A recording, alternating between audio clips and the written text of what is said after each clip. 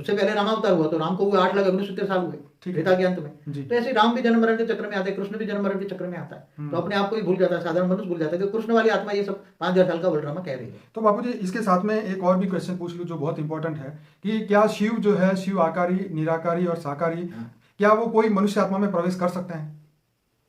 देखो, इस ब्रह्मांड का मालिक शिव जी, उसको दूसरे के शरीर में प्रवेश करके काम कराने की जरूरत क्या है? उसके तो खुद के अवतार होते हैं। आप पढ़ो ना, शिव के 28 अवतार हुए। हाँ, अगर उनको प्रवेश करके काम कराना होता तो 28 अवतार क्यों लेते? देखो बात, जो प्रवेश करके काम करने वाली आत्मा को तो हम भूत प्रेत कहते हैं। भूत प्रेत किसी की बॉडी में प्रवेश करके उसमें बोलती है, ज्ञान देती, चाहे ज्ञान भी दे, बराबर, तो उसको भूत प्रेत ही कहेंगे ना। बाबू जी, शिव भगवान किसी के भी तन में प्रवेश करे ऐसा तो भारत के कोई भी शास्त्रों में ऐसा नहीं लिखा है। आज 4 वेद, 16 उपनिषद, 18 पुराण भी ज्यादातर मैंने पढ़े हैं बड़े रूप से जी, मगर मैंने आज तक कहीं नहीं कहा कि शिव ने किसी में प्रवेश करके या ज्ञान दिया हो। बराबर, वो तो डायरेक्ट रेल मार के प्रेरणा देकर भी काम कर सकता है। हाँ, वो तो है। उसको खुद अवतार लेता है, स्वयं अपना अवतार लेते हैं। हाँ, जैसे स्वयं भूख खुद धरती पे 28 अवतार हुए, खुद के अवतार होते हैं, वो किसी में प्रवेश नहीं करता। किसी में प्रवेश करने वाली आत्मा तो भूत प्रेत होती है, उसको हम भूत प्रेत कहते हैं। ओके, हल्की क्वालिटी की आत्मा भूत प्रेत प्रवेश कराता है। भूत प्रेत जैसे ब्रह्मा कुमारी में तो कृष्ण वाली आत्मा उसमें प्रवेश करती है, तो शिव थोड़ा प्रवेश करता है उसमें। मैंने पहले ही बोला डिफरेंस बिटवीन शिव बाबा है। तो पीबीके में भी यही कहा जाता है।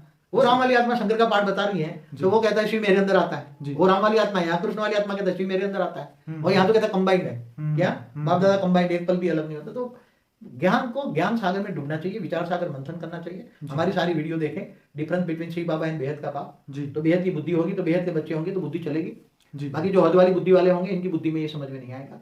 इसलिए हम बेहद के बच्चों को कहेंगे बेहद का ज्ञान सागर, विचार सागर मंथन करें। तो इस धरती लोक की सब आत्माओं को ऊपर के लोग में मल्टीवर्स से भी ऊपर जाना चाहें तो क्या करें? मल्टीवर्स से ऊपर जी बहुत मुश्किल है, वो उसकी बुद्धि में ज्ञान आएगा ही नहीं। ओके, जो बेहद की आत्मा केवल बोला 9 लाख की, ओके, 9 लाख की बुद्धि में ही ज्ञान आएगा। उसमें 9 लाख भी थोड़ा सा ज्ञान लेंगे, 16,000 थोड़ा कुछ आगे ज्ञान बढ़ेंगे, 108 और 1,008 ज्ञान सागर में डूबेंगे। इससे ज्यादा कोई डूबेगा ही नहीं। अपना ज्ञान जो बेहद का ज्ञान सागर है उसमें डूबेगा ही नहीं, उसकी बुद्धि में ज्ञान आएगा ही नहीं।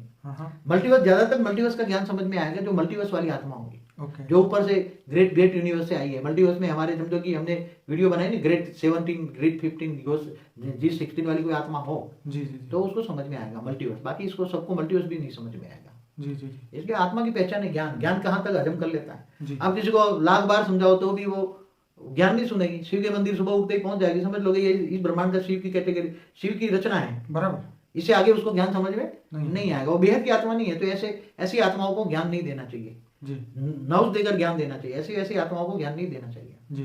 फिर भी हमने तो हमारे वीडियो जो है उसमें हद की भी बातें की हैं, बेहद की भी बातें की हैं जी। हद के बच्चों के लिए भी मुक्ति कैसी पाए, हद की आत्माओं को मुक्ति, बेहद की जीवन मुक्ति होगी जी। इसलिए बेहद की मुक्ति